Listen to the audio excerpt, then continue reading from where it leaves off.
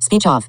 Hi guys, welcome back to my channel. So I'm here to do my Christmas book recs. I am not normally a Christmas book recs person because I'm very hard to please when it comes to Christmas reads, but I finally have a good enough list to do Christmas recs, so we're doing it this year. A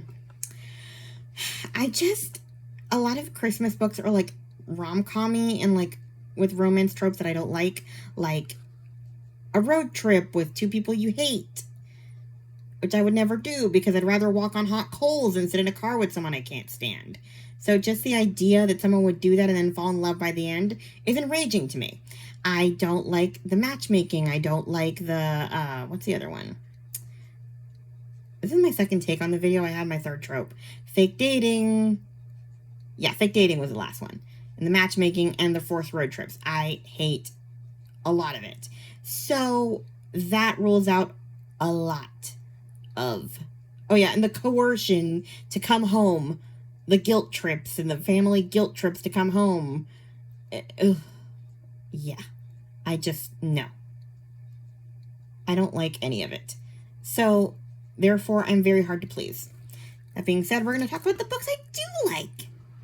And yeah, there's a lot finally that we can actually have a good video. So, yeah. First of all, we have our good old Little House books by Laura Ingalls Wilder.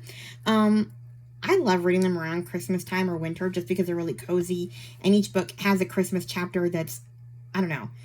The kids get like really like just wholesome things for Christmas and they're always so happy about it. And I'm like, it's so sweet. And yet it's so far from where we are now. Like I would like the face I would make if you gave me a pair of red mittens for Christmas. Don't give me clothes for Christmas, especially mittens. Anyway, but like I love the idea that there's a world where that is a thing. I read them last year for Mitzi Reads and Writes' vintage Christmas readathon. I'm not sure if she's doing it this year. We'll see. I already know that what's the other one called? There's another readathon that I already put prompts for. Anyway.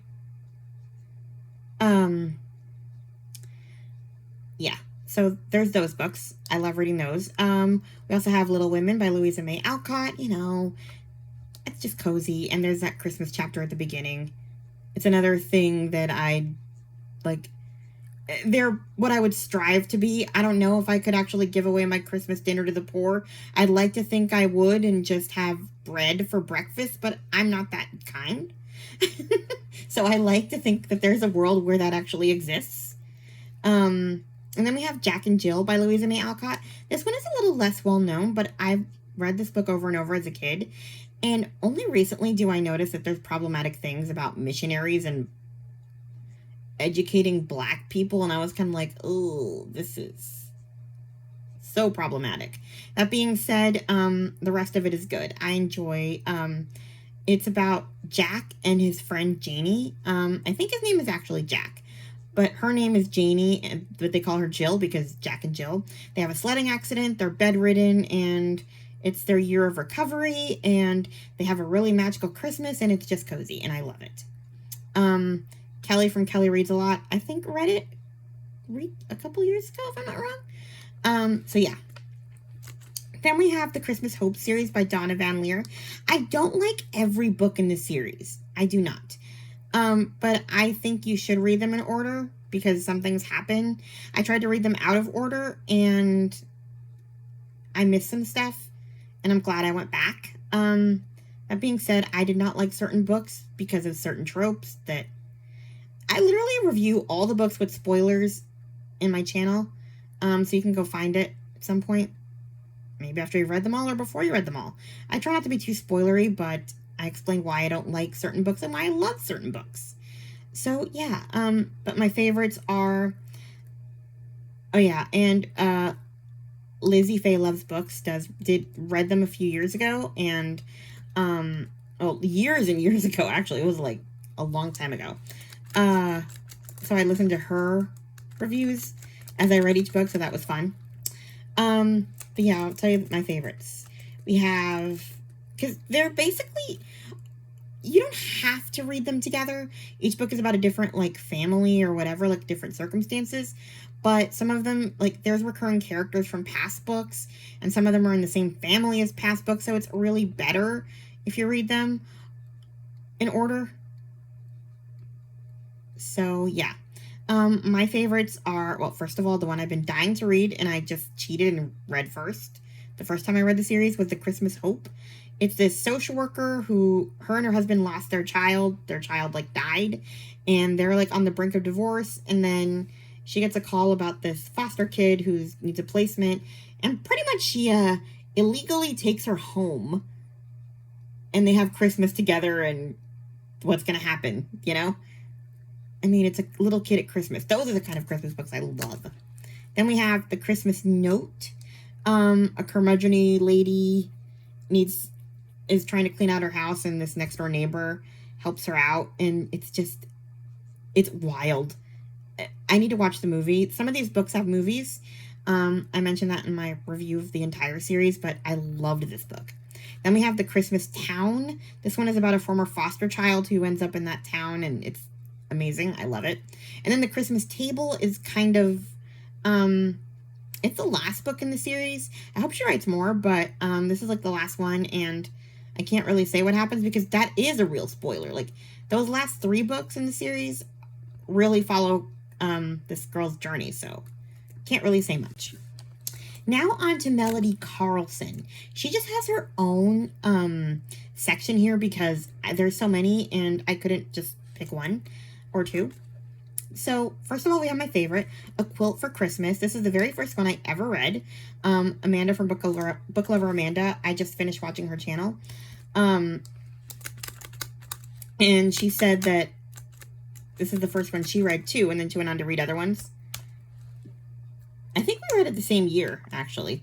We were probably on the same Melody Carlson kick at the same time. But basically, this one is about Vera Swanson. She's widowed and recently relocated, and she's lonely in her condo for one, until she gets a knock on the door from Fiona Albright. This little girl needs help. Her mother is ill, and the father is out of town, and so Vera basically helps them out. And Fiona decides that Vera should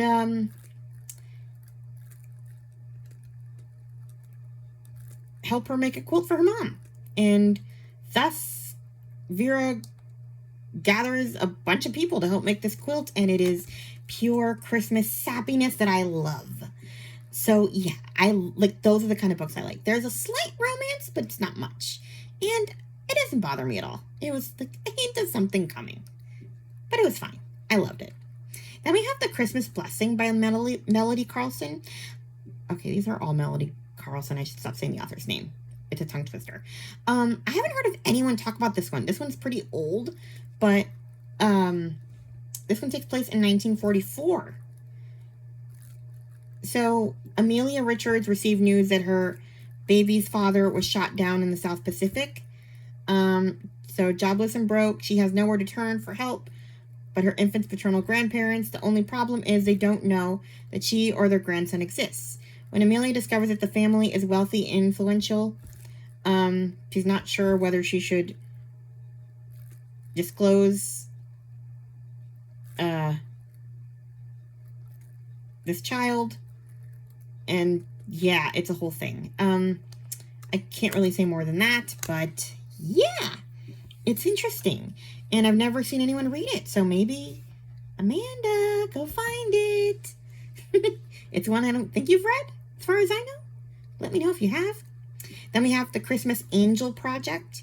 5 women from different walks of life have become close friends. They're at their book club. And then one of the leader passes away on the cusp of Christmas. The 4 friends are grieving and stuff. When the group gathers, quote unquote, one last time to open a bag Abby's husband gives them, they find Abby had made each of them an angel ornament for Christmas, crafted especially for each woman and accompanied by a sweet and personal note. Inspired by their friend, together Cassidy, Louisa, Grace, and Belinda decide to commit themselves to becoming Christmas angels to others in need. So, yeah, it's not a romance, and it's amazing. Then we have the Christmas Joyride. This is an actual road trip one, and I wasn't sure if I would like it, but I did. Miranda ends up going on a road trip with 85-year-old neighbor Joy. Joy tells her that she's planning to drive an old RV decked out in Christmas decorations from Chicago to her new retirement home in Phoenix, Arizona. Miranda insists that Joy can't make the trip by herself. And she said that a trip would be better than another Christmas home alone. She's unemployed and she's facing foreclosure. So she's like, what the heck? Let's go. But Joy has a hidden agenda for their joyride and a hidden problem that could derail the whole adventure. And I'm not going to say more. I was a little bit annoyed at Joy's ulterior motives here, but the book was too good for me to be too annoyed. So, yeah. Then we have A Royal Christmas. This one is one that I almost didn't read because I was like, okay, everybody's like, the fairy tale where this ordinary girl finds out she's actually a princess. And I'm like, oh, God. Really? A princess? And yet, I enjoyed it. I loved the prince and just the romance in it. I loved the cat, like the whole, she's been found through King Maximilian is the king. He's not a prince. He's... Okay, let me read this. Adelaide Smith is too busy for fairy tales. She's been working... Yeah.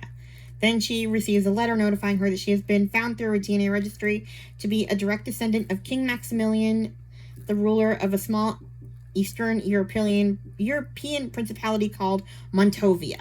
That's my only annoyance. Can you just be a little more original than Genovia, Montovia? Other than that, I loved this book. The place was fun. I loved the royalty of it all. I liked her potential new romance. I enjoyed all of it. And I liked the king. Yeah, I really enjoyed it. But I was just annoyed because I was like, can you just come up with a better name and stop copying Meg Cabot with Mia Thermopolis' Genovia? I don't know. Come up with something that doesn't sound exactly like it. So it doesn't sound like you're plagiarizing.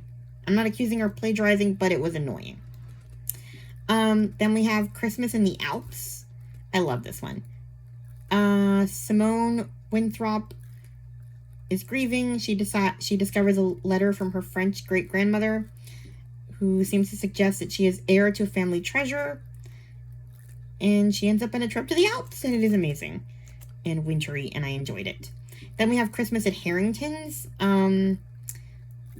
Lena Markham is just out of prison for a crime she didn't commit, and she ends up helping out a mother and child. And she ends up working as Mrs. Santa at a department store, and it's great. I loved it. And that is all the Melody Carlson. Now we will go to an Amish book. My only Amish book in this list. I've read a few other Amish Christmas books, but nothing super earth-shattering that I would want to put on a list. But this one is great. The Angel of Forest Hill by Cindy Wood Small. Basically, this is a time of anticipation, a season of miracles.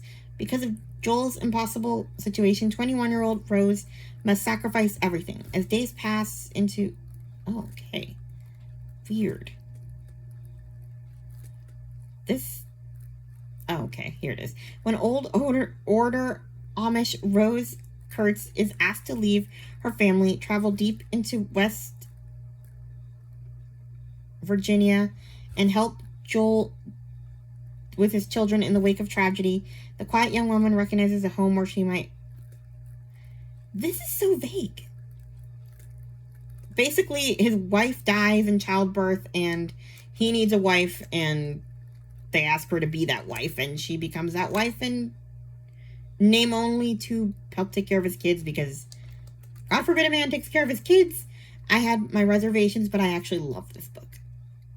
So yeah. Then we have The Christmas Bookshop by Jenny Colgan. There's a lot of other Jenny Colgan books that are Christmassy, but they're in the middle of series. So like I'm reading the Muir series, the Island of Muir. So like books 3 and 4 are Christmas novels, but books 1 and 2 are not. So I was reading books 1 and 2 during the summer. Actually, I just read book 2 this month in preparation to read the next 2 Christmas ones.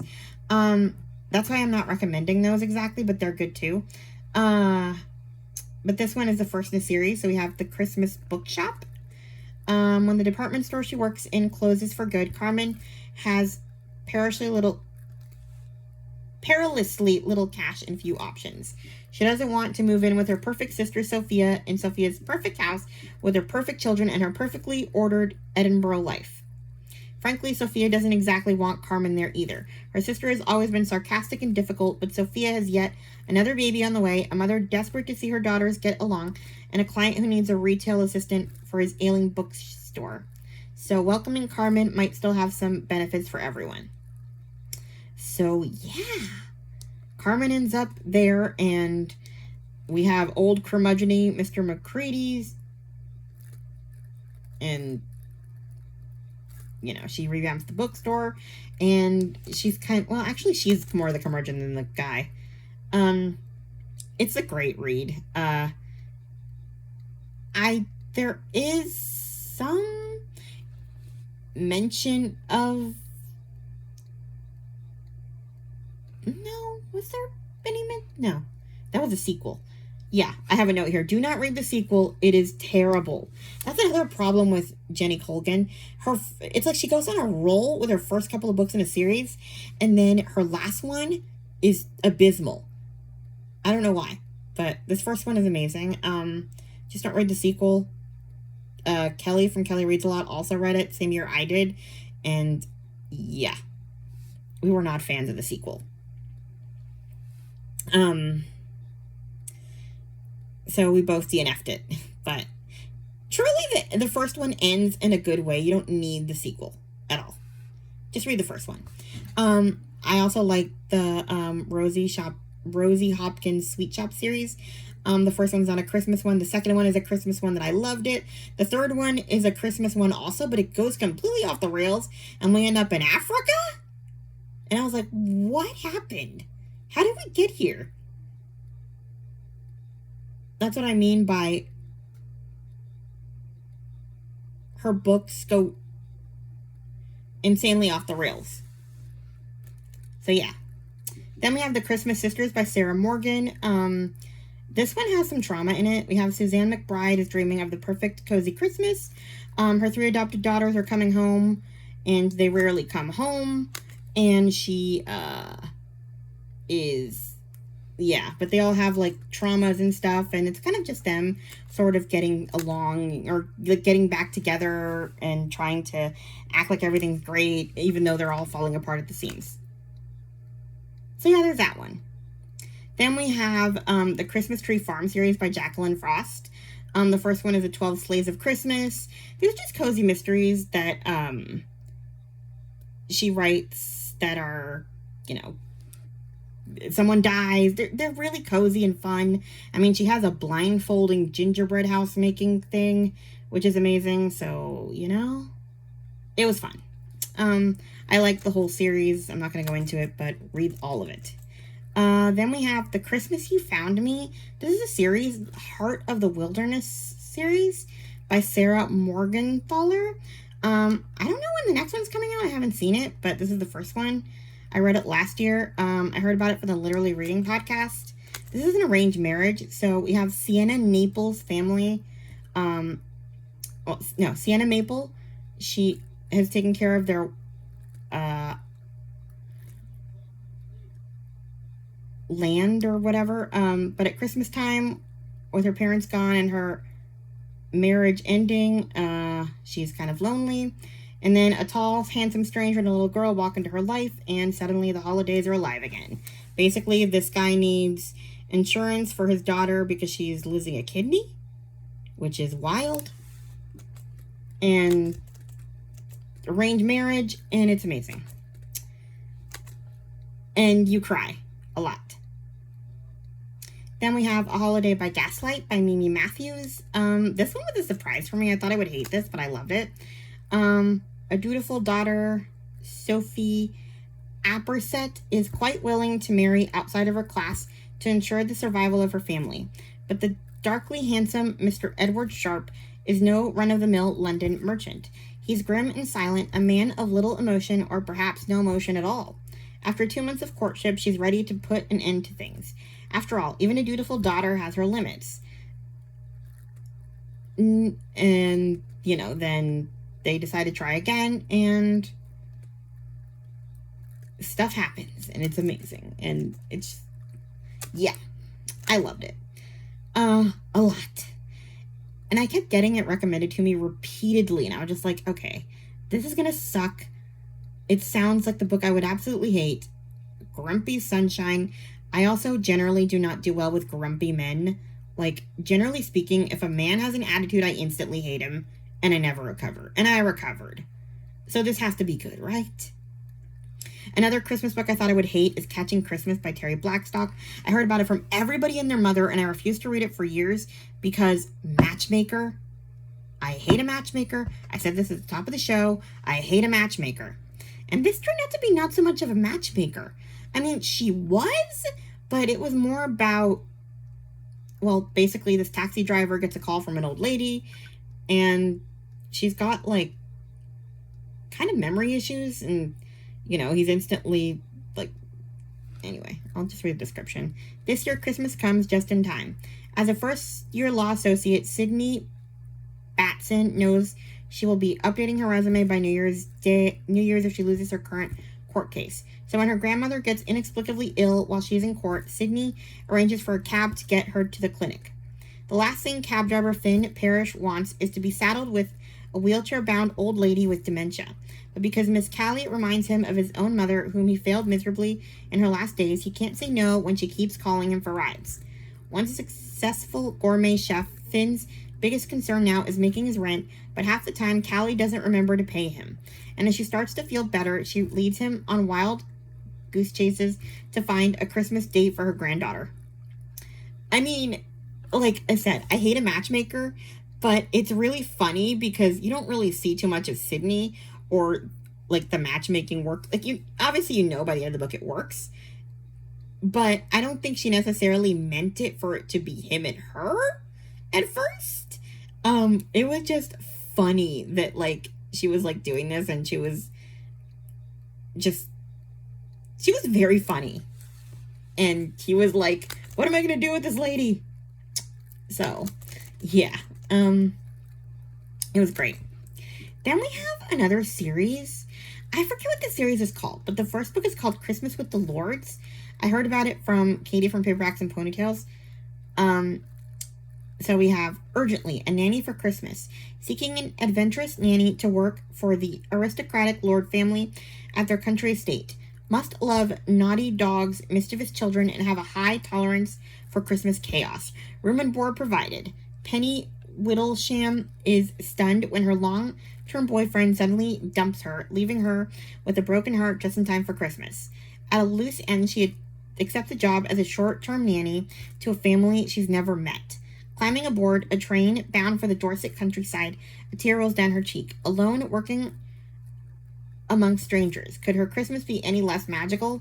As she crunches up the family's frost-covered drive, Penny's spirits lift when she glimpses her home for the next month. Month? Goodreads didn't put the word in. Enormous mansion house, its windows glistening with firelight and festooned with twinkling holly. And as she settles into her role caring for the adorable Lord children, she finds herself surrounded by a quirky cast of characters, including lovably frazzled Spanish chef Pilar and the children's grouchy Uncle Lando Lord. I mean, it's amazing. Those kids are hilarious. And, like, it's Christmas chaos. It's like Gilmore Girls at Christmas. It's fun. And I don't even mind the grouchy uncle or the grumpy sunshine trope because the kids are funny. The whole family is hilarious. It is just great. And then we have the sequel. I wouldn't call it a sequel. It's called Christmas with the Knights. It's about a whole different family, but you see a couple of recurring characters make very small cameo appearances. So I'm going to read the description for that one too, just because it's different. When event planner Fallon Honeywood collapses from overwork after a particularly punishing Christmas party, she reluctantly agrees to spend the holidays with her soap opera star mother at Blakeney Hall, a grand English manor on the frosty Yorkshire moors. But what starts as an awkward family reunion soon becomes an unexpected adventure. It's great. Like, this whole series is fun. I really loved it. I'm going to read the third one. I think it's called Christmas with the Princes this year. It just came out, so I'm waiting for December to get into a new quirky family. You really do not have to read these in order. There is a cameo, like I said, from the first one to the second one, but if you hadn't read the first one, you wouldn't even know it was there. It's fine. It's 30 seconds. And I think this is my last one. It's called The Secret Life of Beatrice Allwright by Brooke Harris.